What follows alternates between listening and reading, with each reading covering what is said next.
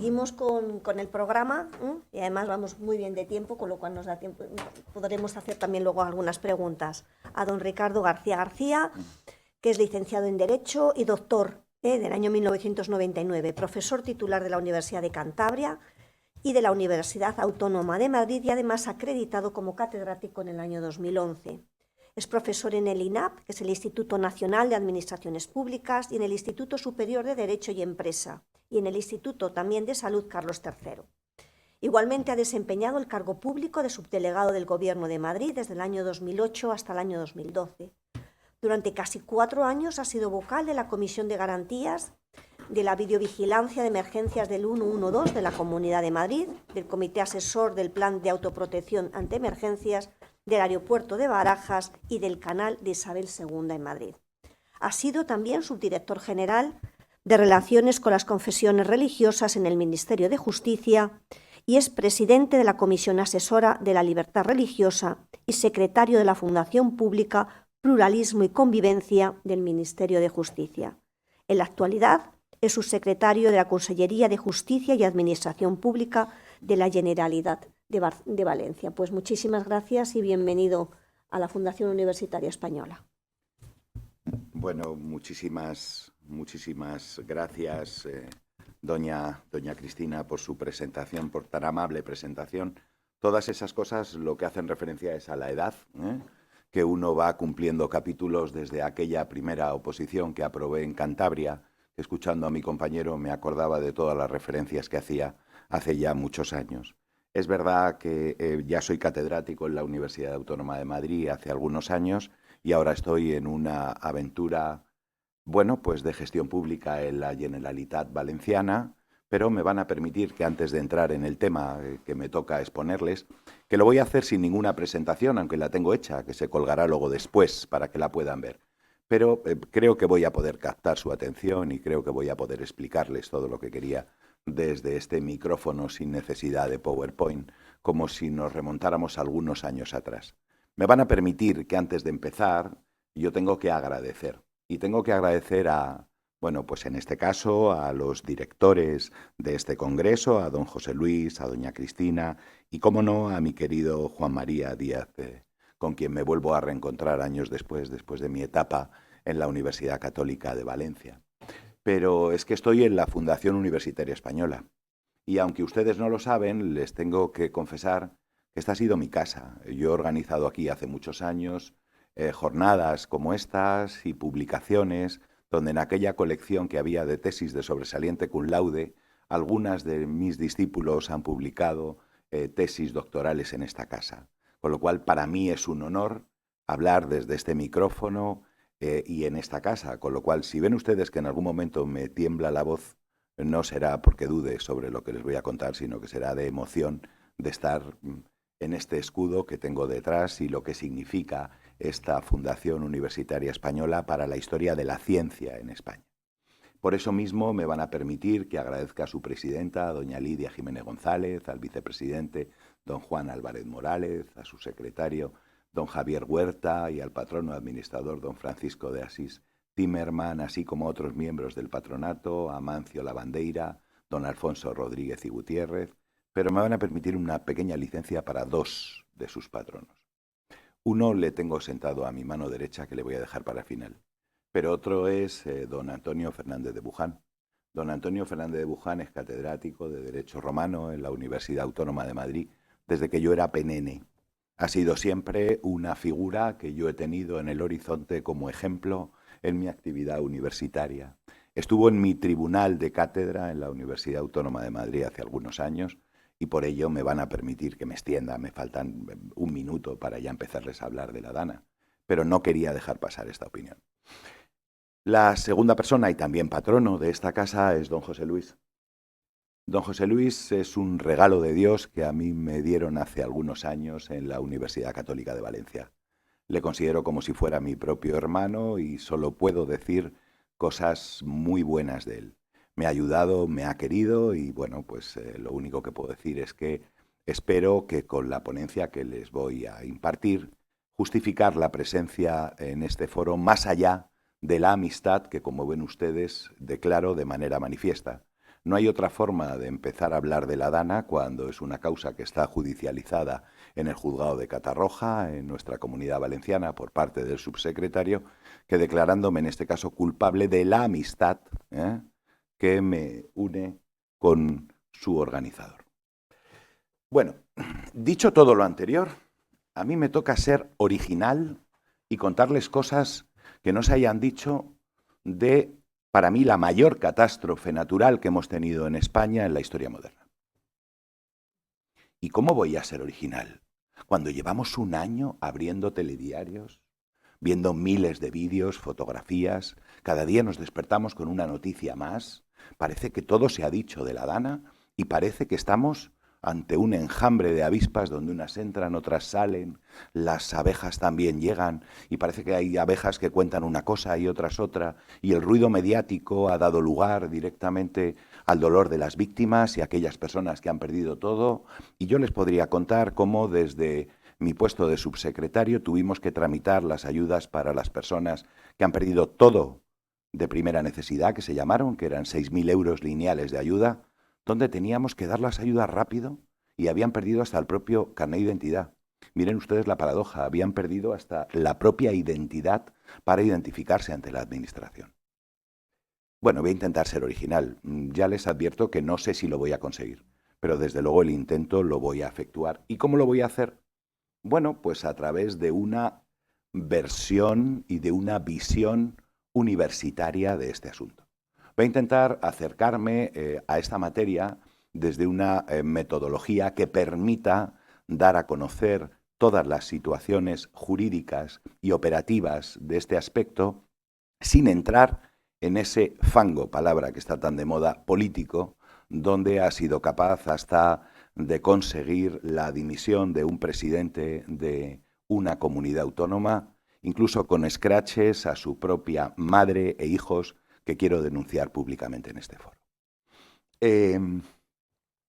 Yo son 6 apartados en los que me voy a detener. Uno previo, donde voy a utilizar algunos conceptos que me parecen interesantes para fijar la materia. Un segundo, que es una lástima que no pueda hacerle la presentación, donde voy a hablar dentro de lo que se denomina el estado desquiciado en sus partes componentes, quería decir estado descentralizado en sus partes componentes en relación a esa emergencia, desde la Unión Europea, como si fuera una pirámide, hasta llegar a los ayuntamientos y a las diputaciones, que en este caso tienen también competencias en materia de protección civil. También voy a hablar de los medios que existen para tratar los medios materiales y humanos que existen en las administraciones para trabajar, en este caso, en las emergencias. También, en tercer lugar, hablaré de un marco operativo. En cuarto lugar, de la actuación de emergencias. No me voy a olvidar lo más importante, que son las reparaciones de las víctimas, bueno, lamentablemente de los familiares de las víctimas, así como de los afectados, que en muchos casos han perdido todo. Y al final unas muy breves conclusiones. Todo esto lo voy a intentar hacer en unos 30 minutos aproximadamente. Ya les advierto que yo soy más de Góngora que de Quevedo, con lo cual me costará un poco más, pero voy a intentar hacerlo en 30 minutos a los efectos de que podamos tener un pequeño diálogo, si les parece, sobre estas cosas. Y no quiero empezar sin agradecer la presencia de ustedes en esta mañana madrileña de frío, así como también de los que nos siguen en las redes sociales, que son muchos. Bueno, yo tengo que empezar con una pregunta, como dicen donde yo voy de vacaciones, ahí en Murcia. Dana, ¿esto qué es lo que es? ¿Qué se entiende por Dana? Porque todo el mundo nos dice la Dana de Valencia, la Dana de Valencia.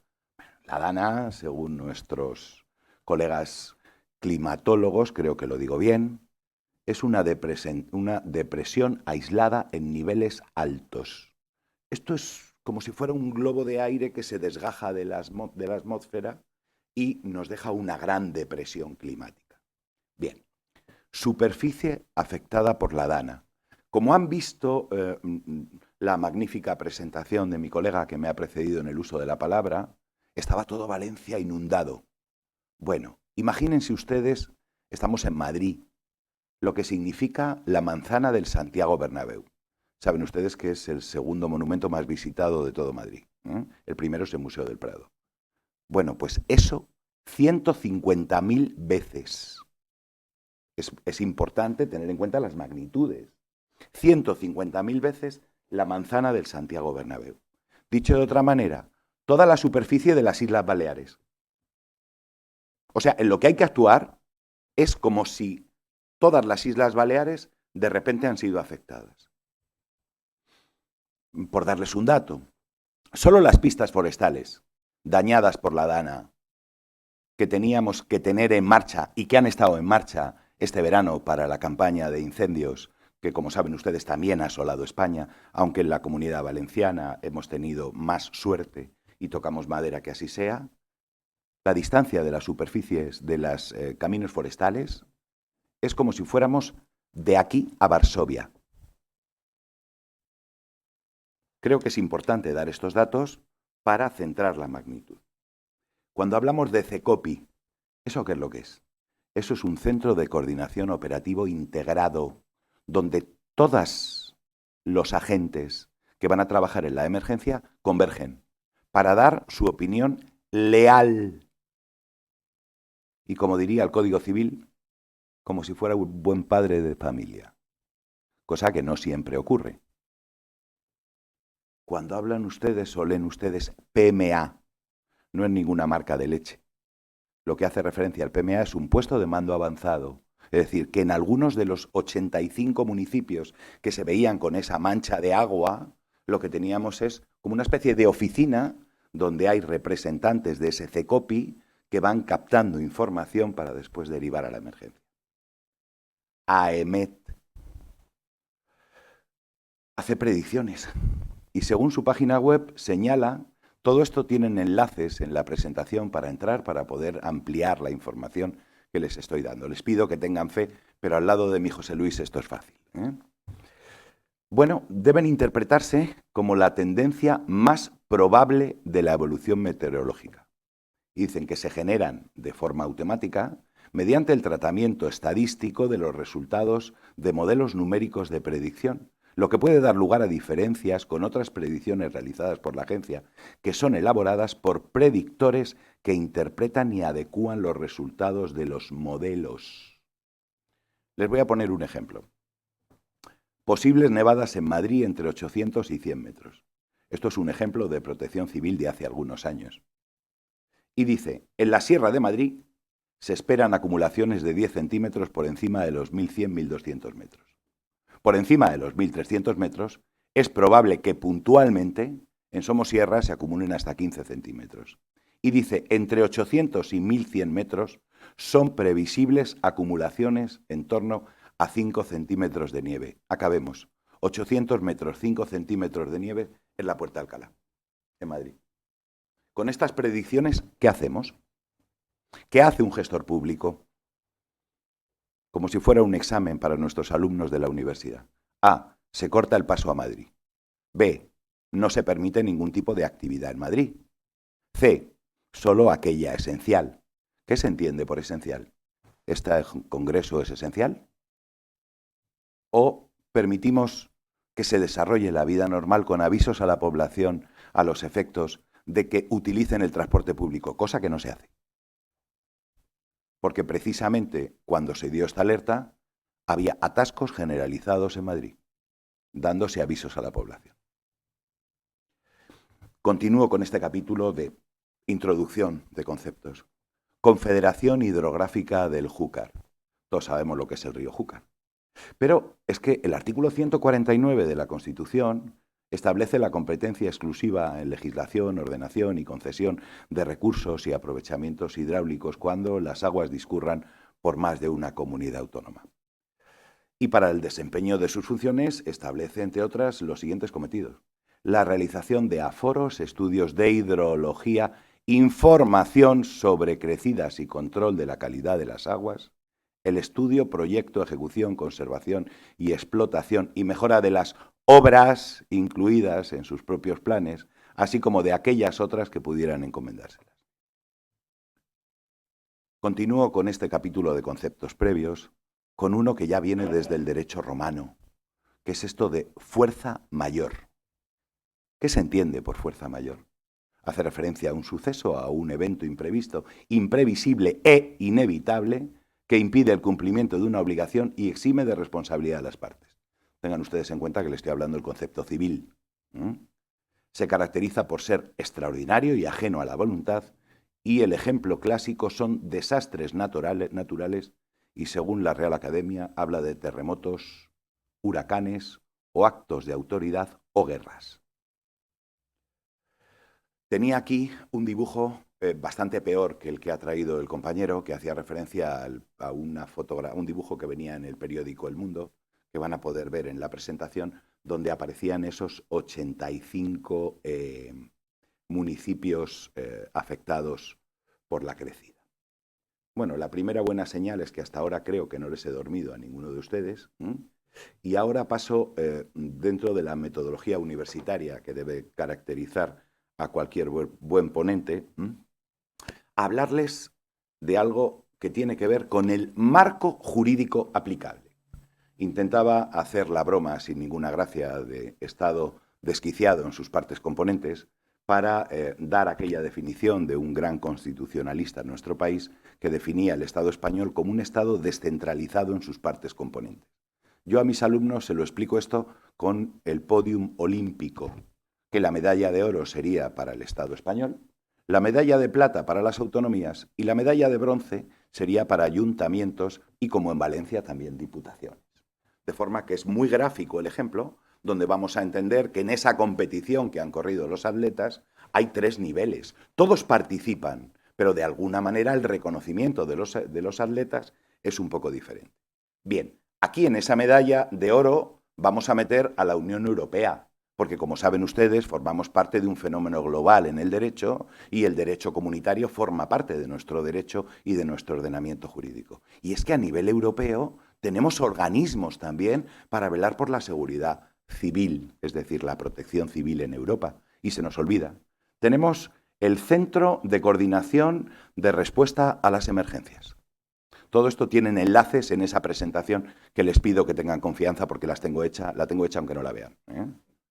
Esto alerta a los distintos estados. Este Centro de Coordinación y Respuesta a las Emergencias no alerta a las 17 comunidades autónomas ni a todos los ayuntamientos, pero alerta al Ministerio del Interior y en concreto a la Dirección General de Protección Civil y Emergencias. Oiga, que el día 29 va a haber agua en España. Sistema Europeo de Alerta de Inundaciones, conocido como EFAS. Todas estas abreviaturas y acrónimos se los voy a ahorrar, porque yo soy un zote, nunca me acuerdo de ellos, es decir, prefiero ponerlos aquí y les diré el nombre que tienen. Este EFAS alerta de las crecidas de los ríos. Miren ustedes, las inundaciones en Europa es un clásico, que le pregunten a los húngaros o a los alemanes por el Rin, lo que ha producido históricamente. Y luego tenemos un servicio que es el que ha sacado las fotografías que mi compañero ha puesto aquí, que es el servicio Copernicus, que es como un ojo del gran hermano que tenemos arriba en el cielo, que es capaz de hacer fotografías sectorizando todo lo que ha pasado. Con esto he explicado parte de la Unión Europea. Me he saltado el sistema europeo de protección civil porque ha dado lugar a distintas normativas en cada uno de los Estados miembros y le he explicado los 3 elementos operativos. Estado central. Vamos a la legislación general. La general para emergencias. Sí, legislación tenemos mucha. Podría estarles hablando de legislación un máster o una tesis doctoral y no la terminaríamos. Aquí tenemos en primer lugar la ley del 2015 de Seguridad Nacional y el decreto incluso del año 21 que desarrolla la Estrategia de Seguridad Nacional. Miren ustedes, las inundaciones están recogidas en esta normativa. Segunda ley, la que conocimos con el COVID, la ley orgánica que regula los estados de alarma, excepción y sitio. Y la tercera legislación básica sería del Sistema Nacional de Protección Civil, así como la norma básica de protección civil que desarrolla esta. Luego veremos, pero aquí se recoge incluso la necesidad de tener unos catálogos de medios para actuar con la emergencia. Voy a pasar a la legislación especial de inundación. Sé que esto es un poco aburrido, pero es necesario para poder escenificar el marco en el que nos movemos. A nivel nacional tenemos la EMET, que es una agencia estatal, así como la Confederación Hidrológica del Júcar. Pero tenemos desde el año 1995, desde la Secretaría de Estado de Interior, que aprueba la Directriz Básica de Planificación de Protección Civil ante el riesgo de inundaciones. ¿Qué quiero decir con esto? Que no es nuevo, que ya desde el Estado central se viene trabajando en las inundaciones como un riesgo cierto que puede ocurrir no solo en Valencia, en toda España. Y esa resolución, después de agosto del 2011, de la subsecretaría por la que se aprueba el Plan Estatal de Protección Civil ante el riesgo de inundaciones. Y aquí se tienen en cuenta, si se entrara en los planes, qué ha pasado históricamente en España. Encontraríamos una fotografía desde el siglo XIX de dónde ha habido inundaciones, por qué ha habido inundaciones y las crecidas que ha habido. Fotografía que se va desarrollando después, como les explicaré, en los distintos planes. De forma que adelanto, doy un salto en la presentación, pero si fuéramos al plan de inundaciones del municipio de Albal, que es uno de los 85 en Valencia, vamos a ver que nos dice que había inundaciones, no le quiero dar mal el dato, que esto se está grabando, en octubre en el año 2007, 178,2 litros. Y en el año 1956, 262,6 litros. Para aquellos que sean amantes de los datos, les diré que la precipitación en Chiva eran 491 litros por metro cuadrado. Dentro de esa cosa gráfica que me gusta hacer a mí como profesor universitario, es como si nos lloviera encima por segundo una piscina olímpica.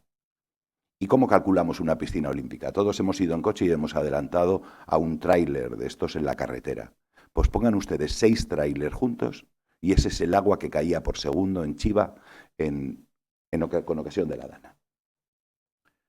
Pido disculpas por estos ejemplos nada científicos, pero muy ilustrativos, que desde luego nos ayudan un poco a sobrellevar la ponencia que les estoy haciendo, dándoles de nuevo las gracias por su atención.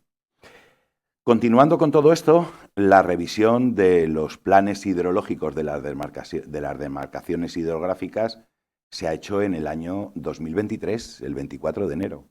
Pero es que el plan hidrológico concreto del Júcar para inundaciones se trabajó para el periodo 21-27, con lo cual los deberes, en teoría, estaban hechos. Vamos a mi queridísima Comunitat Autónoma de Valencia. Tenemos una ley de emergencias, también de la Generalitat de Protección Civil y Gestión de Emergencias. Pero también tenemos un decreto del año 2013 del Gobierno valenciano por el que se aprueba el Plan Territorial de Emergencias de la Comunidad Valenciana, de todos. Del de terremotos, del de tsunamis, de inundaciones, todos. Y luego una legislación especial de inundaciones, claro, si nos lo manda la Unión Europea. Desde el año 2010 tenemos hecho el Plan Especial ante el riesgo de inundaciones de la Comunidad Valenciana. Y en el 2015 tenemos el Plan de Acción Territorial sobre Prevención de Riesgos de Inundaciones en la Comunidad Valenciana, el conocido como Patricova. Bien, hasta ahora hago un poquito de repaso.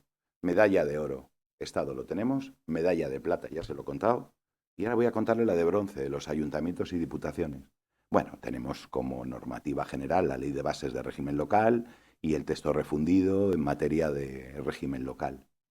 Pero luego vamos a tener aquí el listado de planes de emergencia de los municipios registrados, por cierto, con una línea de subvención que establece la Generalitat Valenciana a través de la Consellería de Justicia y Emergencias, entonces, que permite a los ayuntamientos la financiación para el estudio y la realización de estos planes, de forma que si llaman a nuestro compañero geólogo se le pueda pagar el poco estipendio que pedía, pero existe para que se pueda realizar. Y tienen ustedes el enlace que les voy a poner a la lista de todos los municipios que tenían el plan de inundaciones. Vale. Voy avanzando. Medios para hacer frente a la emergencia. La EMET, la Confederación, nos cuenta si llueve, el caudal que viene, con la legislación hay que tomar decisiones, como veremos después, pero una vez ya que tenemos esa fotografía con todo el agua que nos ha hecho Copérnicus, donde se ve esa inundación, ¿qué medios tenemos para trabajar para ayudar a la población? ¿Con qué contamos? Vuelvo otra vez a ese podium olímpico. El Estado cuenta con las fuerzas y cuerpos de seguridad, con policía, con guardia civil y, como no, con las Fuerzas Armadas y especialmente la unidad militar de emergencias. ¿Con qué cuenta la comunidad autónoma? La comunidad autónoma cuenta con agentes forestales, con bomberos forestales y con agentes medioambientales. No tiene más medios la comunidad autónoma. ¿Qué medios tienen los ayuntamientos o diputaciones en Valencia? Los bomberos, policías locales y voluntarios de protección civil. Me van a permitir que haga aquí un pequeño paréntesis de una cosa que ocurrió en Valencia y que la gente no sabe.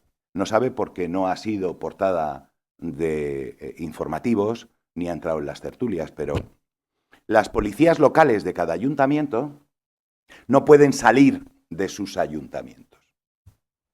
Para que puedan moverse a otro ayuntamiento, tienen que darse determinadas condiciones de estar en la persecución en caliente de un delito o tener una autorización de la delegación de gobierno para poder actuar en otro territorio que no es el suyo. Por primera vez en la historia de España, policías locales de toda España, uniformadas y con vehículos, han estado trabajando en Valencia, con el argumento jurídico de una resolución que el secretario autonómico dictó para que pudiera darse esa movilidad. Tienen que saber ustedes que la Secretaría de Estado del Ministerio del Interior criticó esa instrucción diciendo que no podía llevarse a cabo esa movilidad sin que hubiera una resolución expresa del Ministerio del Interior. Quiero decir que se han ido haciendo todo lo que se ha podido. Claro que se puede criticar, y máxime cuando las cosas han pasado. Pero en caliente hay que estar ahí, hay que saber cómo se están haciendo las cosas. Bueno, les decía, me faltan 10 minutos de lo que me he comprometido, no sé si lo voy a poder mantener, pero si ven ustedes que les aburro, con que me levantan la mano, dejo de hablar, ¿eh? El tercer punto sería el marco operativo de la emergencia. Esto es, ¿qué hacemos? La dirección de la emergencia. ¿Esto qué es lo que es? ¿Quién tiene que dirigir la emergencia? Se ha dicho, el presidente Carlos Mazón ha dicho, me equivoqué en no ceder la dirección de la emergencia a nivel nacional. Bueno, es que no tiene por qué ceder. No me gusta a mí contradecir a mi presidente, pero es que el ministro del Interior o el presidente del Gobierno de España pueden arrogarse la dirección de la emergencia conforme a los esquemas de la Ley de Seguridad Nacional que les he contado y de Protección Civil, desde el punto y hora que sea una emergencia que esté en varias comunidades autónomas a la vez. El funeral de Estado ha sido para varias comunidades autónomas a la vez. Sin embargo, la emergencia ha sido a nivel local. Valencia, Castilla-La Mancha. Bueno, he dicho que no iba a hablar de tema político, pero esto sí es necesario decirlo, no de político, pero técnico. Es decir, porque irrogar la emergencia tiene que ser así. Son leyes, efectivamente, como muy bien me ha apuntado don José Luis. Actuaciones ejecutivas. Y yo pongo aquí, efectivos disponibles y su dirección. Claro, el director de la emergencia, en este caso en nivel 2, la consellera de Justicia y Emergencias, es quien dirige la emergencia y, por lo tanto, es quien manda a Policía y a Guardia Civil, entre otros, y a la Unidad Militar de Emergencias. Pero la realidad no sé si es así, porque hubo también una directriz que no se dice del Ministerio del Interior, donde estableció que el territorio para trabajar de policía era toda la zona afectada por la Dana. Y en esa zona afectada por la Dana había territorio Guardia Civil, y eso implicaba que no se actuaba. Bueno, no sé si se irrogó la capacidad total de emergencia cuando la noche de la Dana hubo pillajes en determinadas zonas de Valencia y no había policías ni guardias civiles. Estoy seguro que la directora de la emergencia hubiera querido que hubiera más efectivos policiales allí, pero en teoría tiene esa dirección de la emergencia. Yo les pongo aquí acciones dinámicas. Si solo consiguiera explicarles esta idea en la ponencia de hoy, me iría muy satisfecho. ¿Qué les quiero decir con esto? Que unas acciones llevan a otras.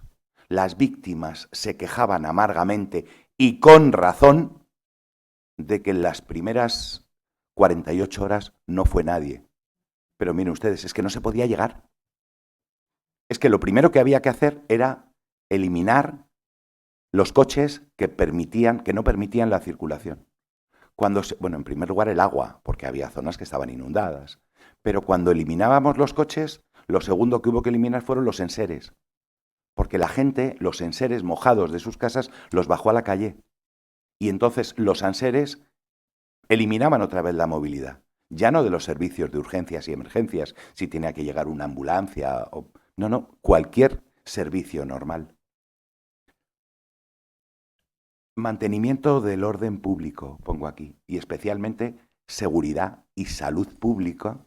Y quiero añadir también el concepto de seguridad amplio que como jurista me gusta afirmar a mí de la labor que hacen nuestros jueces y nuestros equipos del IML en la identificación de los cuerpos que se realiza con estas circunstancias. Miren ustedes, la seguridad como que no haya delitos, le corresponde a Policía y Guardia Civil. Pero la seguridad pública tiene también como elemento de orden público la seguridad sanitaria. Miren ustedes, lodo en la calle durante semanas puede dar lugar a enfermedades de todo tipo y consideración. Solo les pongo un ejemplo. El agua que entró en las casas no distinguía entre personas dependientes y entre personas que estuvieran bien. Las personas que tenían en su casa pila de oxígeno para respirar por él, la pila de oxígeno salió con el agua y estaba entre el barro que quitábamos directamente con dumpers y con maquinaria pesada. Ustedes se pueden imaginar si de repente una de los, no sé cómo se dice, pero del dumper es capaz de tocar una pila de oxígeno, se produce una explosión. Gracias a Dios no se produjo nada. Medicamentos y otros elementos, bueno, también joyas, todo lo que tuviera uno en casa, claro, desapareció todo. Intentaba gastar otra broma más sin ninguna gracia. Continúo.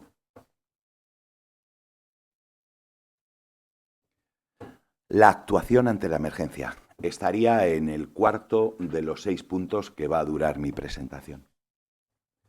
Esa actuación ante la emergencia nos sitúa en que esto no era una zona de guerra. ¿Qué quiero decir con esto? Que se nos aplica el Estado de Derecho y que la actuación debe de hacerse conforme a derecho. No se dictó un estado de alarma o de excepción. Lo que ocurrieron fueron 3 fenómenos a la vez en la Comunidad Valenciana.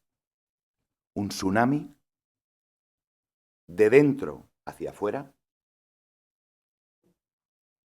un efecto de terremoto, por cómo quedaron las cosas, y varios tornados que asolaron muchos servicios públicos.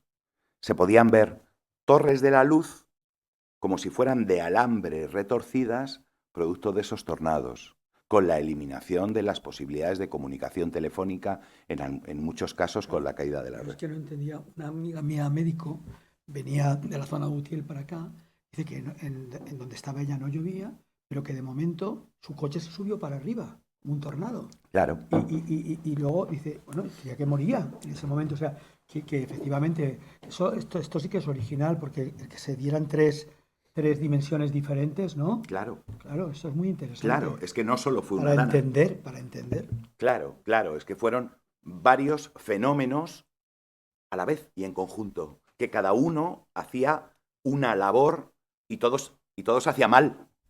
Porque claro, en Catarroja hacía sol, en Albal hacía sol, pero los 400 y pico metros cúbicos de agua por segundo que caían en Chiva iban preparando el tsunami perfecto.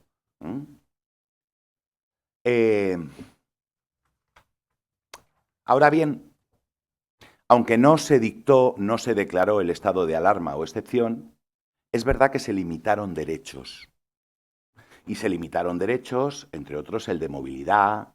Dense cuenta que de repente el lodo metido en una vivienda donde tiene propietarios que residen en ella, lo primero que hacen es intentar limpiarlo. Pero tenemos locales que están abandonados o que pertenecen a varios herederos y que es una causa judicial, y tenemos determinados inmuebles donde de repente entró lodo y barro y después de un mes nadie se hacía cargo de su limpieza y hay que solicitar autorizaciones judiciales para entrar en inmuebles propiedad de terceros. Y de repente nos encontramos otras situaciones como que hay que limitar los desplazamientos de la población porque hay que proceder a meter maquinaria pesada para limpiar todas las cosas que habían ocurrido. Bueno, pues se dictaron resoluciones que limitaban la circulación de las personas por determinadas zonas con base a esa emergencia. La Ley de Protección Civil, tanto nacional como autonómica, establece el derecho, en este caso, de la Dirección de la Emergencia a limitar derechos fundamentales siempre y cuando se dé ese principio de proporcionalidad. Por ejemplo, yo como subsecretario yo firmaba autorizaciones para que de manera excepcional los camiones de Mercadona, de Consum, no me paga ningún supermercado, es decir, de cualquier otro supermercado, pudieran llevar los alimentos a los supermercados para poder abastecerse la población. Pero también firmé a los periodistas, incluso a sindicalistas, que tenían que estar en la zona, así como fontaneros, albañiles o cualquier otra persona o empresa que necesitara. O alguien que vivía en otro lado de Valencia y vivía su madre y era dependiente en la zona afectada y no podía entrar. Es decir, esas excepciones se dieron. Cuando les decía que no es una zona de guerra y que corresponde efectivamente las actuaciones conforme a derecho, las reparaciones que se vienen haciendo o que se deberían hacer no se pueden encargar de manera digital, usted, sino que hay que tener en cuenta que tenemos que aplicar la Ley de Contratación del Estado. Y la Ley de Contratación del Estado nos permite contratar como medida de urgencia determinadas cosas, pero otras no. Y otras hay que licitarlas. Poníamos el ejemplo que el día que declaraba mi presidente Carlos Mazón en el Congreso, justo se hacía el anuncio de licitación de las obras del Barranco del Pollo. Desde que se hace la licitación es para que las distintas empresas de arquitectura o de ingeniería que van a dirigir el proyecto puedan presentar cómo lo van a hacer. Eso tarda aproximadamente un año. Una vez que ya tenemos el diseño, hay que hacer la ejecución material, que suelen ser al menos otros 4 años. Es decir, dense ustedes cuenta que las actuaciones no pueden ser, como digo yo, digitales. Es decir, eso sería un ilícito penal en algunos casos. Estoy intentando hacer otra broma sin ninguna gracia, como ven ustedes, pero lo que quiero decir es que el Estado de Derecho nos obliga. ¿Qué hubo que hacer? Tirar de aquellos medios propios, esas entidades del sector público instrumental que precisamente están para estas cosas. Traxa, Trasatec y Baersa en la Comunidad Valenciana se hicieron cargo de primerísimas actuaciones. Bueno, y luego dentro de esta actuación en emergencia hay que coordinar los medios y sus actuaciones. Un ejemplo muy claro y a la vez digno de elogio que todos hemos elogiado ha sido el voluntariado que quiso participar en la Comunidad Valenciana. Tenemos ejemplos de todo tipo. Ha venido gente de toda España y del exterior de nuestras fronteras a venir a ayudar a la Comunidad Valenciana. Pues claro, en algún caso la ayuda generó otros efectos. Hubo muchos voluntarios que quitaban el barro de las calles con absoluta buena fe y lo echaban a las alcantarillas. Pero sin embargo las alcantarillas llenas de barro han quedado atoradas y hubo que limpiarlas después. De forma que, entre otros, vinieron 250 chuponas. Lo que llamaban chuponas eran unas máquinas en unos camiones que metían unas mangueras y que desatascaban ese lodo. Bueno, voy terminando, que me apetece mucho poder hablar con ustedes si tienen alguna pregunta. Sí, pues ya, perfecto, pues termino muy rápidamente. Bueno, simplemente quiero terminar con el penúltimo punto de reparación a las víctimas y a sus familiares, diciendo que se ha hecho todo el esfuerzo posible para, en todos los elementos, poder ayudar. Esto lo tienen en la propia legislación de protección civil, donde vienen todas las ayudas que han sido las que han seguido, tanto el Gobierno de España como la Generalitat. Por darles un dato de estos que les gustan, solamente las ayudas solicitadas a la Comunidad Valenciana han sido casi 340.000 solicitudes de personas afectadas. Y solamente las ayudas solicitadas al Consorcio de Compensación de Seguros, ojo, que es aquel que tenía un seguro en su casa o en su coche, que tenía un seguro, porque quien no tiene seguro no puede pedirla, quien tenía un seguro contratado, han sido casi 251.000 las ayudas solicitadas al Consorcio de Compensación de Seguros. Dicho todo esto, me falta hacer las conclusiones que le voy a hacer en un minuto. 1. Es necesario repensar una centralización de la protección civil donde el Estado tenga más capacidad de actuación sin menospreciar el artículo 149 de la Constitución que establece la protección civil como competencia autonómica. 2.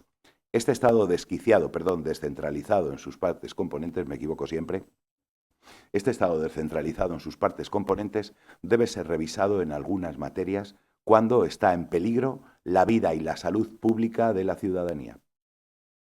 3. Los planes existían. Todos esos planes que les contaba contra inundaciones, en algún caso tienen casi 300 páginas y una literatura fantástica. Son ideales para dormir si alguna noche ustedes no pueden conciliar el sueño. 4. Se necesitan instrucciones claras, precisas y concisas, de forma que cualquiera pueda entender lo que hay que hacer en relación con este asunto. 5. Predicciones. Nos movemos en el ámbito de las predicciones, no de las certezas. Con lo cual, voy a terminar casi como empezaba. Nevada en Madrid de 800 a 1000 metros con una probabilidad del 40%.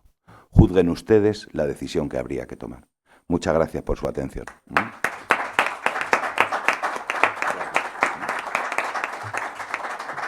Como en cada ponencia, quiero destacar algunas cosas. Bueno, le pedimos a don Ricardo que hiciera, por favor, un trabajo jurídico y de gestión para, efectivamente, salirnos del tema político que no corresponde a este Congreso. Y creo que lo ha hecho tanto jurídico como en la gestión. Yo querría precisar dos cosas, don Ricardo, que me ha parecido. ¿Te acuerdas que en el Senado fue un literato a hablar de Valencia y contó, Postiguillo, eso es. A mí es el que más me ha impresionado. Y dijo algo que has dicho tú. O sea, lo último, pasó un día y no vino nadie. Pasó 2 días, 48 horas y no vino nadie. Y le dije a mi mujer, coge tal que nos vamos a Valencia andando, porque esto es una barbaridad. Aquí vamos a tal. Eso fue, creo yo, lo más desolador, ¿no? Pero sin entrar en política, sino técnicamente, yo creo que cuando ocurre una guerra, algo grave, lo primero que entra es el ejército, porque hay buzos, hay gente que puede bajar, tal, y ahí no había nadie. Incluso tardó más, ¿no? Entonces, yo digo técnicamente, no responsabilidad quien la tenga, pues el señor sabrá y los jueces. Pero aquello a mí me produjo un dolor inmenso de pensar que una noche entera los cadáveres por allí, otra noche entera al día siguiente, y que no iba nadie, ¿no? Entonces, no sé, me parece que esto tiene mucho que ver con algo muy original que he escuchado hoy, que no lo he oído nunca, ¿no? Esos 3 fenómenos que tú has comentado, tanto de depresión aislada, que es la DANA, el concepto que has aclarado, el terremoto y el huracán, por los efectos, ¿no? Entonces esto, claro, esto es que Y mi pregunta, si vale, y creo que algunos podrían tal, estos días ha salido en muchas tertulias, ¿no? Si volviera a pasar, sin haber realizado todavía los temas ideográficos de ingeniería, yo creo que volvería a pasar prácticamente lo mismo si volviera a pasar. Es verdad que habremos aprendido, es verdad que supongo que lo de la emergencia nacional, que como usted muy bien ha dicho, cuando es más de una comunidad autónoma, directamente el Estado puede cogerla porque es de distintos lugares del país, pero a mí me parece que si el Barranco del Pollo sigue igual y si otras cosas siguen muy parecidas porque no se han hecho esas obras, que hubo dinero en su día para poder hacerlas, pues estaríamos igual, ¿no? Y luego pues yo quiero también decir que no hay que utilizar a las víctimas, sino que hay que apoyarlas, hacer lo que se pueda, aunque creo que hacer asociaciones de ideologías diferentes y todo eso ya me parece que es fomentar el que uno... Pero bueno, esto es más allá. Simplemente, si volviera a pasar lo que nos ocurrió hace un año, sin infraestructuras realizadas todavía en general, ¿usted cree que pasaría algo parecido, que habría también muertes con esa virulencia que cayó allí? A ver, yo me había confesado hermano de don José Luis, pero como ven ustedes, las preguntas no me las hace como hermano, más bien todo lo contrario, ¿eh? Pero... dar vidilla. Pero, a ver, varias cosas. Yo no me subí al helicóptero para ver en las primeras horas cómo estaba esto, justo el día después. Pero quien se subió al helicóptero decía que era una laguna, que no era posible acceder. No vino nadie. Es que tenemos lo que tenemos. Quiero decir, es que tenemos las Fuerzas Armadas que tenemos. Yo antes de llegar a Valencia era el presidente del Observatorio de la Vida Militar, que es un órgano que trabaja sobre los derechos y libertades de los miembros de las Fuerzas Armadas y de la vida de los militares. Bueno, tenemos un ejército que adolece necesidad de efectivos. La unidad militar de emergencias está muy bien, pero no solo tenemos unidad militar de emergencias. En Valencia tenemos las unidades de alta disponibilidad que podrían haber actuado muy rápido. Habría que preguntar al Ministerio de Defensa, que yo no lo sé, si en ese momento andaban de maniobras, porque es posible que sí. Entre otras cosas porque para que nuestros militares estén bien formados tienen que hacer maniobras. Policía y Guardia Civil. Ya, lo que pasa es que las maniobras, don José Luis, están en el extranjero. Entonces del extranjero tienen que volver, con lo cual pasa un tiempo en que esto pase. Nuestros guardias civiles. Murió un teniente en Paiporta.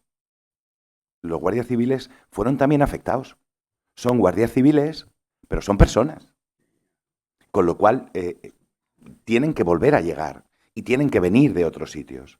La Iglesia Católica, las diferentes iglesias evangélicas, la comunidad Bahá'í, por hablar del elemento religioso en este ámbito, fueron anfitrionas dando cobijo a un montón de policías locales y de voluntarios que vinieron de toda España, dando techo, lecho y comida. Desayuno, comida y cena, sin pedir nada a cambio. Miles de personas han pasado por ahí alojadas. Y me preguntaba usted, ¿y si vuelve a pasar? Pues todo el mundo ha aprendido, aunque nos ha costado la vida de muchas personas, a que si llueve no hay que bajar a por el coche al garaje. Todo el mundo ha aprendido que si a las 10:30 daban una alerta, la EMET, de 120, 130 litros de agua, que era lo que se preveía, no 491.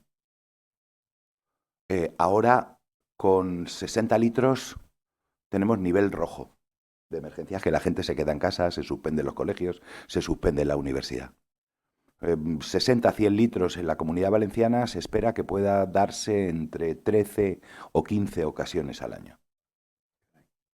La pregunta es, ¿cómo se va a actuar a continuación?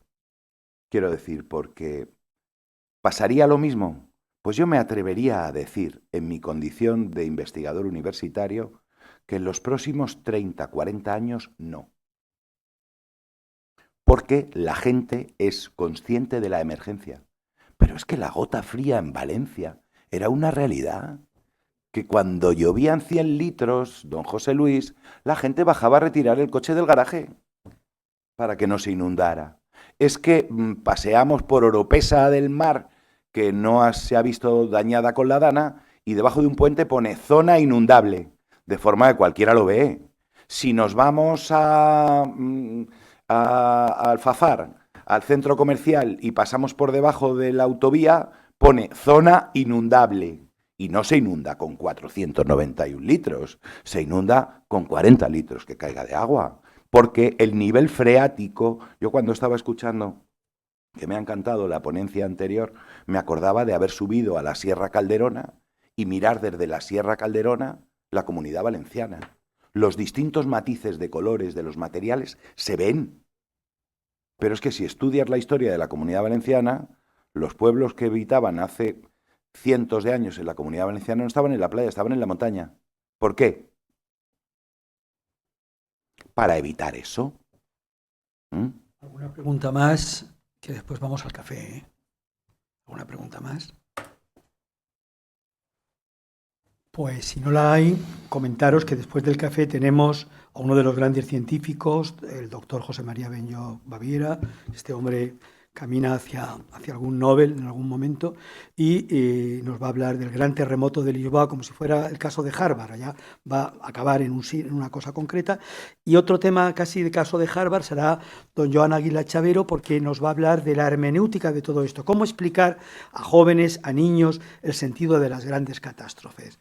Yo creo que él ha preparado un hilazón que me estuvo comentando muy interesante y que nos ayudará mucho para que nos llevemos de un poco la síntesis del Congreso en esa ponencia también, porque las cosas cuando se explican con sencillez es porque uno las sabe y lo puede entender todo el mundo.